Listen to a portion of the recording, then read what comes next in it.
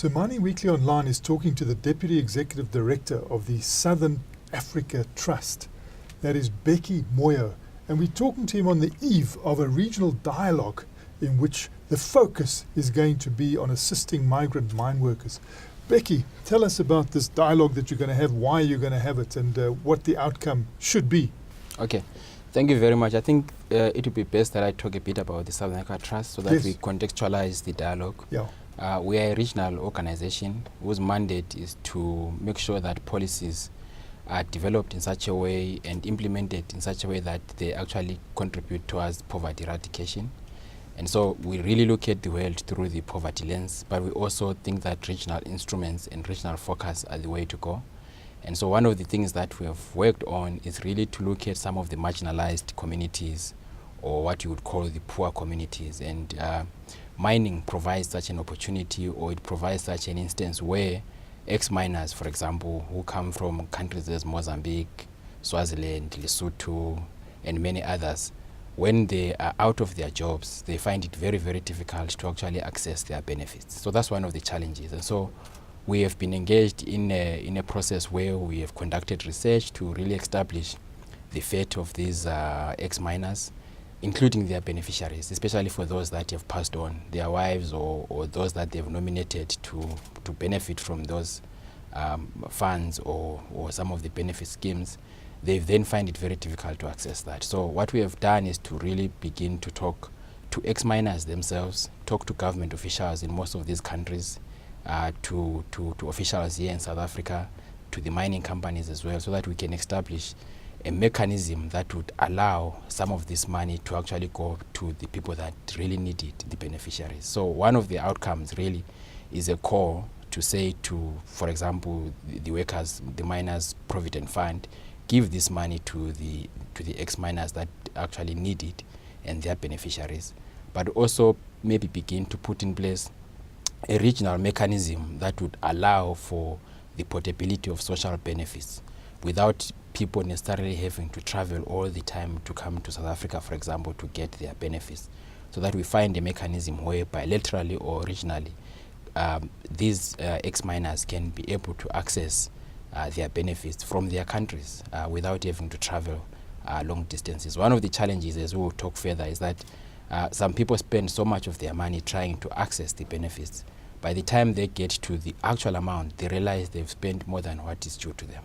So those are some of the challenges. I'm just trying to interrogate how they are having a difficulty to access those benefits, because major mining companies, if people go on pension, surely they are accessing their provident fund almost immediately, and there's an organization called TEBA which has got quite a long reach to make sure that these funds can get to them. So what sort of benefits are you talking about? Yeah, so it's a whole range of benefits. I mean, most of them would be to do with maybe their insurance and all of the housing and all of those things. But basically the challenges have to do with a lot of things. One is documentation. Most of the miners who come from outside the country, they normally don't have proper documentation. And when it's time to actually apply for their benefits, it's difficult to do that. And that applies also to their wives. If they have passed on, they could actually come here having a particular documentation which doesn't actually tally with the one that was used when the miner was here. So that's one of the challenges. The second challenge is that some of these miners actually don't know how to actually approach the system. They only discover when they need the money and they've left the country that these are the procedures, these are the processes that they must follow. So that's one of the areas that, what the trust has been doing with the national associations of ex-miners is to try and begin to help them understand what is the procedure, what are the systems that need to be followed in place, and so forth and so on. But the other challenge is also that once these people leave, some of them are actually already sick. And for them to come back here when they are in that state is also another challenge. And so this becomes a burden to some of their national governments, especially in the welfare system. So there are a number of challenges that we have come across, and we have actually commissioned a study that has actually brought out some of these issues where these people find it difficult to actually access those benefits. This also, by the way, includes miners who are actually South Africans. Some of them actually even find it very difficult to actually access that type of money or the funds that are locked in some of these places. What is an estimate of the amount involved here and how many people are trying to access and can't? Well, the study that we commissioned, and perhaps the figures need to be updated, but by some time last year, we were talking in excess of almost close to 6 billion rands that was still unclaimed. And part of that obviously belonged to South African miners, but the majority of it was calculated that it belonged to ex-miners who come from Mozambique, Swaziland, and Lesotho. And shouldn't they get that immediately? They leave South Africa and go to Mozambique, or leave the mine and go to the Eastern Cape or wherever they come from? Well, that would be the ideal situation, but it never happens like that. And so that's one of the probably the advocacy calls that the institution like ourselves and with the associations of ex-miners will be trying to call for. That should be something that should be expedited before they leave the country. But reality doesn't always work like that. They often leave and then have to perhaps meet a particular deadline that they have to do. By that time, they are already in their countries, and so it creates a bit of a challenge. Even for those who are here, by that time, they would have gone back to their either rural areas and stuff like that.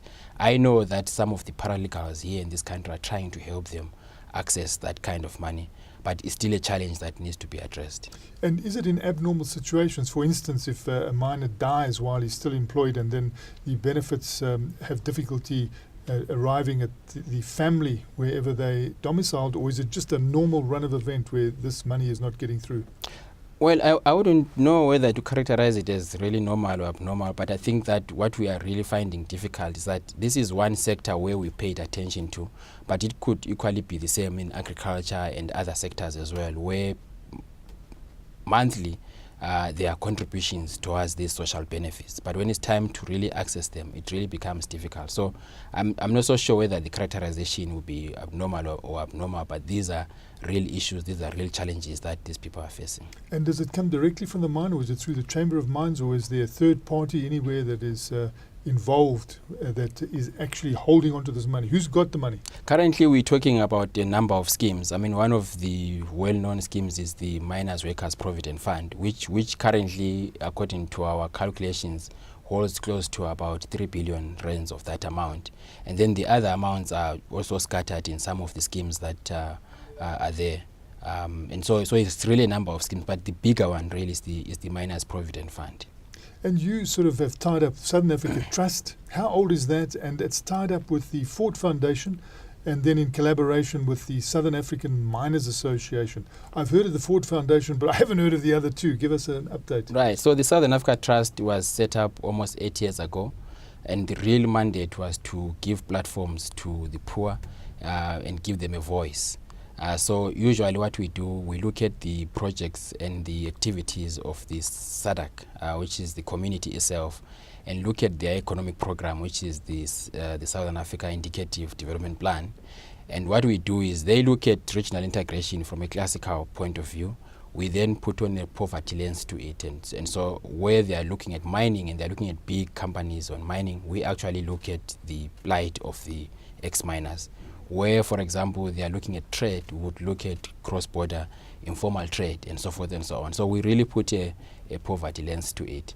The Southern Africa Miners Association is actually a culmination of the national associations of ex-miners, those that are in Swaziland, in Lesotho, and so forth and so on. And the idea is that they are building towards a regional agenda. And so they are facing these issues at a national level, but the real point here is that unless countries operate regionally, they will continue to have these challenges at a national level. And so the idea is that we would end up perhaps beginning to work with SADC Secretariat to say, how far can we implement the code, for example, on social benefits and social security, and make sure that it actually works across the board, and it's not just one country that is looking at it at its own pace, but we have this system that allows a proper flow of the portability of social benefits across the region. So that's really the point where we have this regional association of ex-miners. So the SAMA is actually a regional body that tries to build from the national towards the regional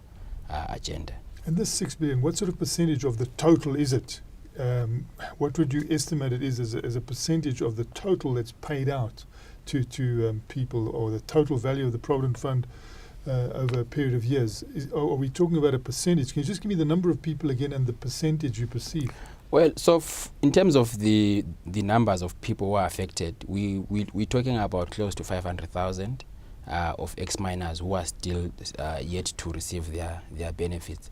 I don't think I'm in a position to give the estimates in terms of percentages of what that amounts to, but it's a big number, as you can tell. If close to 500,000 miners still have to access their benefits, that's a huge issue for us. Even if it was just one person not accessing their benefits, we would still have to mount some kind of advocacy around it. And so what do you hope then to achieve with this dialogue, and where will it be held? So the dialogue is a follow-up to a number of activities. I mean, we have already had other dialogues in this issue, but I think then we had not yet gathered the evidence that we needed, and so our advocacy has to be evidence-based, and so we conducted this research that I talked about. Then we are beginning now to bring the various bodies that are affected. So from the government of Mozambique, we are bringing permanent secretaries who in this country will be your DGs. We are bringing the same from Lesotho. We're bringing the same from Swaziland. But we are also bringing people from the Chamber of Mines and so forth and so on, so that there is that dialogue and an understanding of the challenges that are facing the ex-miners, their beneficiaries, but also their challenges that are facing the companies that are supposed to be releasing these funds. And so there needs to be a common ground where both need to understand what are the challenges that each institution faces in terms of making sure that these benefits are released.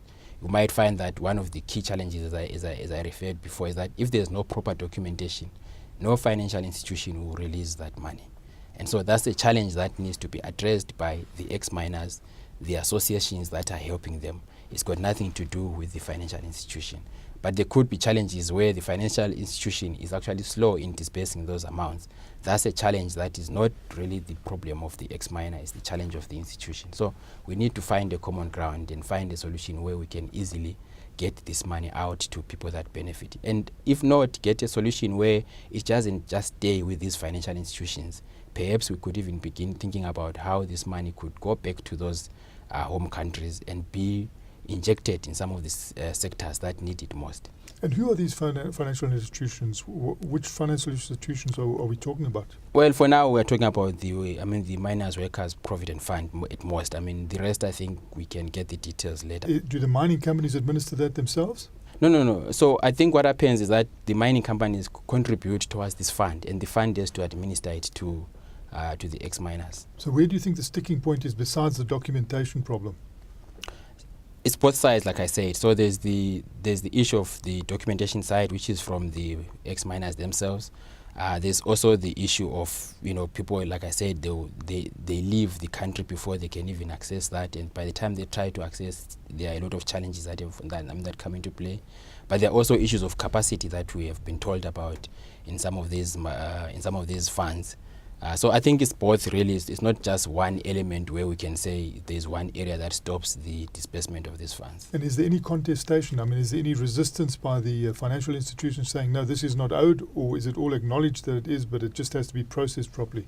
I think there's acknowledgement that there is a challenge regarding the disbursements of these benefits, and so that's why, I mean, when we invite them to this dialogue, all these people have shown an interest to come. So I think there's an indication that there is a problem and it needs to be solved, and the only way to do so is to actually to bring everyone who is concerned together and have that discussion. The fact that there is money lying in there should be enough reason to show that there's a challenge around it. So I don't think there's any contestation around it.